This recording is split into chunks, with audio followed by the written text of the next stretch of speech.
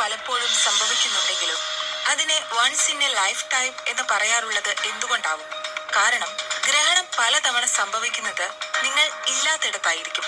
അതായത് 60 അല്ലെങ്കിൽ 100 വർഷത്തിൽ തന്നെ ഒരിക്കലോ അതിലധികമോ തവണ ഭൂമിയിലെ ഒരേ സ്ഥലത്ത് ഗ്രഹണം ഉണ്ടാവുക എന്നത് തികച്ചും അപൂർവമാണ്.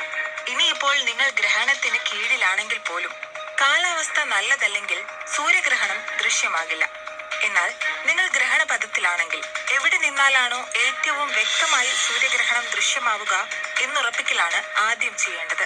യുണൈറ്റഡ് സ്റ്റേറ്റ്സിൽ താമസിക്കുന്നവർക്ക് നാസയിൽ നിന്നുള്ള ഈ മാപ്പ് ഉപയോഗിക്കാം.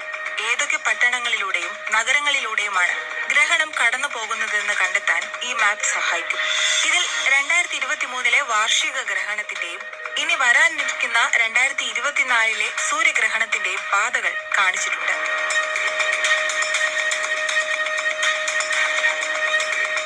സൂര്യഗ്രഹണത്തിന്റെ കാഴ്ച പകർത്താൻ ആഗ്രഹിക്കുന്നവർക്ക് കയ്യിൽ ഒരു ശരിയായ സ്മാർട്ട് ഫോണും ടെലിഫോട്ടോ ലെൻസും ഒരു വലിയ സെൻസറും കൂടെ ഉണ്ടാകുന്നത് അനുയോജ്യമാവും.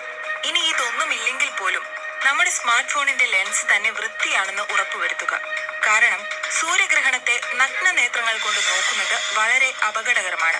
ഗ്രഹണ സമയത്ത് പോലും സൂര്യനെ നേരിട്ട് നോക്കുന്നത് സോളാർ റെറ്റിനോപ്പതി ഉൾപ്പെടെയുള്ള നേത്ര തകരാറുകൾക്ക് കാരണമാകും. ഇത് നമ്മുടെ കാഴ്ചശക്തി നഷ്ടപ്പെടുന്നതിലേക്ക് നയിക്കും. കാരണം ഗ്രഹണത്തിന്റെ ഭാഗിക ഘട്ടങ്ങളിൽ പോലും സൂര്യനിൽ നിന്നും ഹാനികരമായ അൾട്രാവയലറ്റ് രശ്മികൾ പുറത്തു വരുന്നുണ്ട്. അതിനാൽ ടോട്ടാലിറ്റി സോണിനുള്ളിലാണ് നിങ്ങളെങ്കിൽ ശരിയായ സംരക്ഷണത്തോടെ മാത്രം സൂര്യനെ നോക്കുക എന്നത് പ്രധാനമാണ്. തെളിയിക്കപ്പെട്ടിട്ടുള്ള സോളാർ ഫിൽട്ടറുകൾ അടങ്ങിയിരിക്കുന്ന പ്രത്യേകം രൂപകൽപ്പന ചെയ്ത എക്ലിപ്സ് ഗ്ലാസുകളാണ് ഈ പ്രതിഭാസം നേരിട്ട് നിരീക്ഷിക്കുന്നതിനുള്ള ഏറ്റവും സുരക്ഷിതമായ മാർഗം.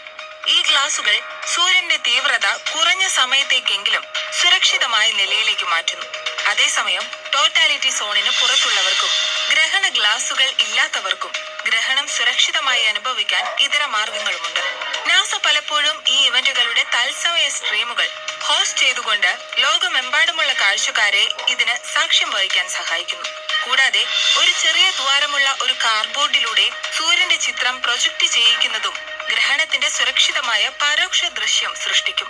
ഇനി സ്മാർട്ട് ഫോണുകൾ ഉപയോഗിക്കുന്നവർ നിങ്ങളുടെ കണ്ണുകൾക്ക് കൊടുക്കുന്ന സുരക്ഷിതത്വം പോലെ തന്നെ ഫോണിന്റെ ക്യാമറ സെൻസറിനും നൽകാനായി ഒരു സോളാർ ഇമേജിംഗ് ഫിൽട്ടർ ഉപയോഗിക്കുന്നത് നല്ലതായിരിക്കും.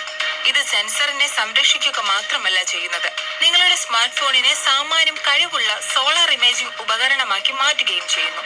കൂടാതെ സ്മാർട്ട് ഫോണിന്റെ ISO, ഷട്ടർ സ്പീഡ് എന്നിവ ക്രമീകരിക്കാനും മാനുവലായി ഫോക്കസ് ചെയ്യാനും സജ്ജീകരിച്ചാൽ സൂര്യഗ്രഹണത്തിന്റെ മികച്ച ചിത്രങ്ങൾ പകർത്താൻ കഴിയും.